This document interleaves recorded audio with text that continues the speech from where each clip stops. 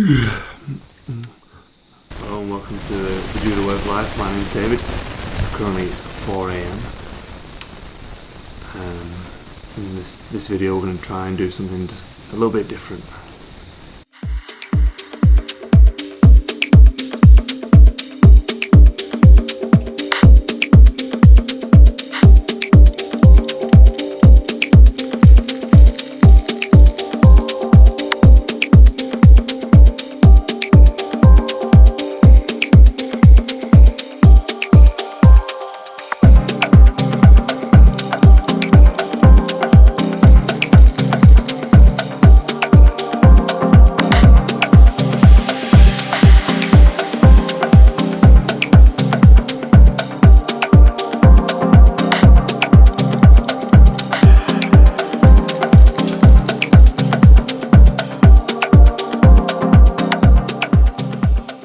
So I made it all the way to Japan, staying at the Kodokan for a week. Been a few years since I've been back here, so 2012 was the last time I stayed here. They've had a bit of an upgrade. Got these nice lovely wooden bunks. I'll share some pictures somewhere and show you what it was like back in 2012. But yes, it's lovely now, absolutely fantastic. So you're here for a 1 week training course doing kata, 2 days I think. Got some Nagana kata, Katami no kata, which would be interesting. I've never done the Katami no kata, so yeah, interesting doing that one. And then going to be doing, so basically every day will be about an hour and a half, 2 hours in the classroom, and then 4 hours on the mat with optional randori in the evening. So I'm sure we'll get involved in a bit of that, bit of the rough and tumble later on. Hopefully going to be able to get a chance to do some filming of the technical sessions. We're not really sure what the rules are here around that, but we'll see how we go. So I was really hoping to do this big video vlog series thing that I've never done before, and I went in with all these amazing aspirations of, well, how we was going to do it with the B-roll and I'll get fancy. And well, I didn't do any more filming really after the point that you just saw, because the short answer is I just couldn't be asked at the end of the day. So the morning after, so the first morning we started, the sensei who was running the program basically said no filming during the sessions, just be present and 100% focused on the task at hand instead of worrying about filming. And he just said that to the group before I'd even asked, so that pretty much put a kibosh on things. Now, to be fair, that's the way I've always operated, and to a certain degree with doing this whole Judo Way of Life thing and putting stuff online in that viewpoint has been detrimental, because I've always gone into training with the mindset of I'm going to train, not going there to film, and the filming's always been a secondary thing. So I don't really have much content. I don't really have much footage of me actually training. I don't really have any footage of me competing. I've done some stuff with video analysis over the years, but a lot of it was from back in the day on CD drives that I've not been able to access for a long time.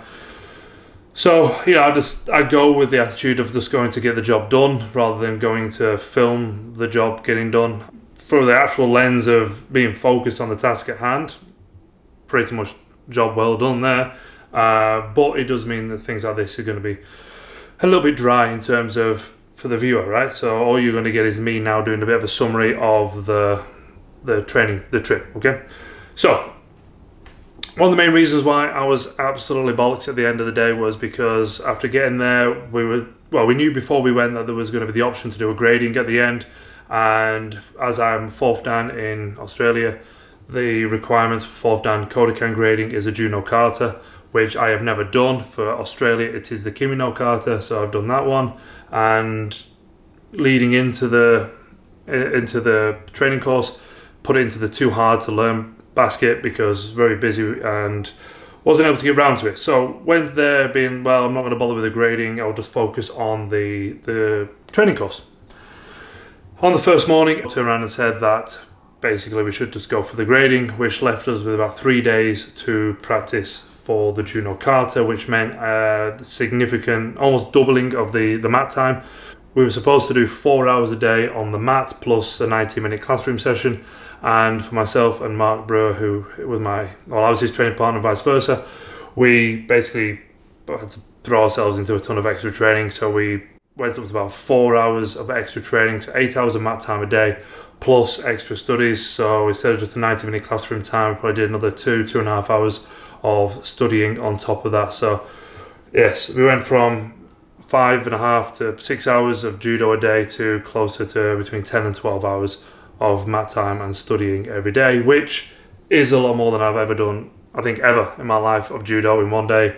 Not training altogether, but just focused judo application. I've never done more than that. And it was a bit of a shock to the system, not gonna lie. Like, it was alright. Like, if you're gonna get thrown, the Kodokan is a place to get thrown because they've got a beautiful sprung floor if you've ever been. But it was mentally very challenging because during the day we were learning other katas, so the Nage no kata, the Katami no kata, and then outside of that we were going and doing the Juno kata. But like I said, best place in the world to learn. There's no way I would be able to do that anywhere else because you got the best coaches in the world, the best teachers, basically there saying, no, that is wrong, do it this way. And thankfully Mark and myself were able to basically put it into action and demonstrate it. Now that will come in another video. I'm not going to put the cards from this one, that'll be in the next one. So if you're interested in that, please go and have a watch. That'll be the first kata video I will have put out, so we'll see how that goes. So the course, incredible experience. So the first day we were treated to a session with Tashimoto, the 2016 Olympic champion in the 70s. Actually didn't realize at the time, I'd met her already in Tokai University in 2012, where they did a dinner presentation for the Olympians at the time. I was there, just happened to be in Tokyo then, at Tokai University, and she was there part of the presentation. Anyway, fast forward, so we worked on Ouchi, so picked up some really good tips in terms of Ouchi application into transitioning into Niwaza, and that's something I'll be working on with the children at the Judo Way of Life Academy. Also went out to go out for dinner afterwards with the team, and she came along, and it was fantastic to be able to sit down and have a conversation with an Olympic champion and to pick their brain about how they ended up achieving what they achieved. So that was fantastic. I was blown away by how humble she was in terms of her achievement and very down to earth. And then following on, we were able to have we went for dinner with the president of the Kodokan, so that was an incredible experience, being able to sit down and again just talk to probably arguably one of the most important people in judo in terms of the development of the sport and the education of the sport. That was an incredible experience. So incredible, I'd say it twice. In terms of the actual teaching, the thing that really stood out to me was the subtle nuanced differences we've developed in the Judo Way of Life. When I first started this project back in 2020, was on the back of having just done the IGF Academy and learning every single technique and applying every single technique to both right and left and different directions, and really understanding judo on a deeper level. So as you can see from the videos, arguably we can get into the nuts and bolts of it, but I know how to do the throws and how to apply the throws. Things I just took from this course were the real subtle hand movements and more of the nuanced detail of breaking balance and basically the finish of each throw. And it was really, it was a real honor to be able to discuss the intricacies of judo with people who just understand it on such a different level. I've been doing judo for like 27 years at this point, and I still came away being like, my God, like I don't know anything, right? And it's, again, humbling. And one of the reasons why I love judo so much, and this is not just true judo, it's of a lot of things, but once you feel like you've got to a point where you're like, okay, cool, I've got this, and then you just peel back another layer, and I'm like, right, well, I'll have to do the full video for the Gokyo now version 3.0 and add all this extra detail, which is great.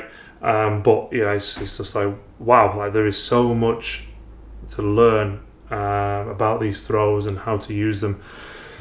And for me, it's one reason why I love judo, like I said. So maybe if you find it incredibly frustrating and just like, oh, not more, but yeah, I mean, different strokes for different folks.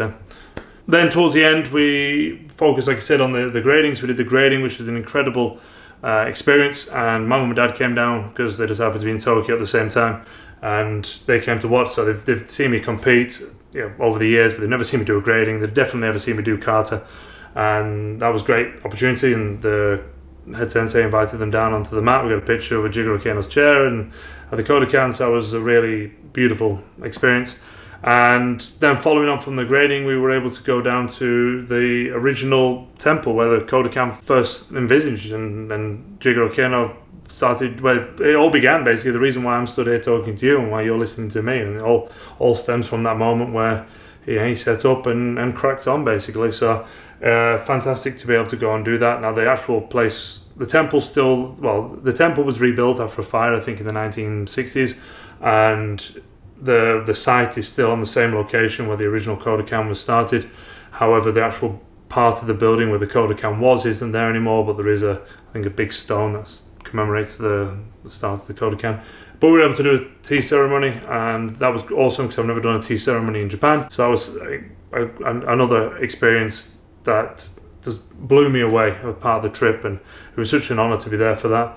And learnt a little bit about Sado, and I feel as though drinking tea is I'm British, so drinking tea is a strong pastime. Maybe now in my later years I'll get into Sado more and understanding the process of pouring tea better. I'm going to get a black belt in that. And then we went out and we were able to do some silly Carter pictures in front of the cherry blossoms, because cherry blossom season were there. So yeah, so that's it really. And this I'm sorry, like I was hoping this video was going to be this awesome expose into Japanese judo and that type of thing, and it's just been a bit of a flop really, and you've had to suffer through me talking for the past 10 minutes. If you made it this far, amazing, thank you so much. There you go. If you've never been to Japan to do judo, I highly recommend it. It is an incredible experience. I've been now 4 times for judo, once for a holiday. Holiday was pretty good, but the 4 times for judo, 3 times as when I was competing and training. So I've been trained at the Kodokan, trained at Tokai, Tsukuba and Meiji University, all incredible experiences. And then this time going as a coach and to learn to be a better teacher.